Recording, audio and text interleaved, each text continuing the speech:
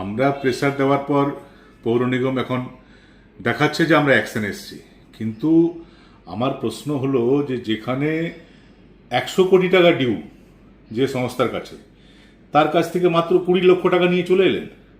100 কোটি টাকার এক মাসে যদি ইন্টারেস্ট হয় সেটা 10 লক্ষ টাকা হয়। তো 2023 থেকে এখন পর্যন্ত 3-4 কোটি টাকা তো আবার ইন্টারেস্ট জমা হয়ে গেছে, সেটাও ছেড়ে দিচ্ছেন। গরিব লোককে তো 1 পয়সা ছাড়ছেন না। আর এই শিল্পপতিদের জন্য কেন আপনাদের এত পীড়িত? যারা বেআইনি কাজ করেছে, অর্থ রোজগার করছে, হাজার হাজার কোটি টাকা অর্থ রোজগার করছে, তারা পৌর নিগমে বকেয়া টাকা দেবে না? ভাঙছেন না, ঠিক আছে, তাদের কাছ থেকে ফাইন নিয়ে নিন। তো ফাইন তো এককালীন নিন। যার 100 কোটি টাকা ডিউ আছে তার কাছে মাত্র 20 লক্ষ টাকা, আর বাকিদের কাছে কবে নেবেন? এসব করে কিন্তু আইওয়াশ করার চেষ্টা করবেন না। আসানসোলের মানুষ সব বুঝছে, এবং ভাববেন না যে আপনারা খুব বুদ্ধিমান আর মানুষ খুব বোকা। আসানসোলের মানুষ খুব বোকা। কোথায় কি হচ্ছে, কোথায় কি আলোচনা হচ্ছে, সব আসানসোলের মানুষ বুঝছে। সঠিক সময় সঠিক জবাব আসানসোলের মানুষ দিয়ে দেবে। ধন্যবাদ। শুনুন, আমরা যারা ইলিগাল মানে যা অর্ডার আছে তার থেকে বেশি কনস্ট্রাকশন করেছে তাদেরকে আমরা সার্ভে করে ফাইন করে নোটিশ সার্ভ করেছিলাম।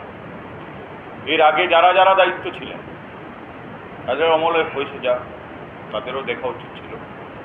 তো এখন আমরা মানুষের রোজগার থাকুক, ইন্ডাস্ট্রি হলে মানুষ রোজগার পাবে।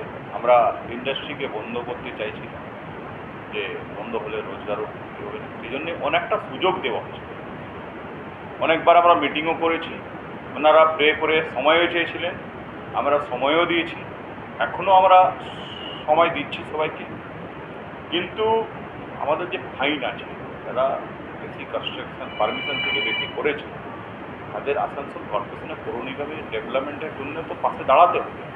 তার জন্য আমরা ফাইন করেছি। ফাইন যারা দিচ্ছে তাদেরকে আমরা কনসিডার করছি, সময়ও দিচ্ছি। তার জন্য এমনি এরকম নাই, মানে সবাইকে তো সব কিছু দেখে করতে হবে।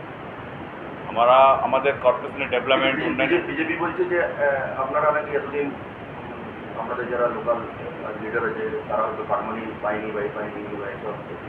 এখন বিজেপি যা পায় খুশি বলতে পারে। বিজেপির আজকে ডেটে কিছু নাই।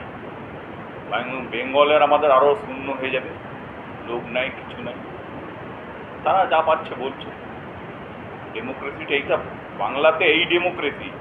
অন্য রাজ্যের ডেমোক্রেসি নিয়ে কেউ মুখ খুলতে পারছে না, কিন্তু বাংলা মমতা ব্যানার্জি যে এখানে রাজ্যে সমস্ত মানুষের অধিকার আছে বলা, সেই জন্য ওরা বলতে পারছে, যা খুশি বলে দিচ্ছে। বলছিলাম যে আপনাদের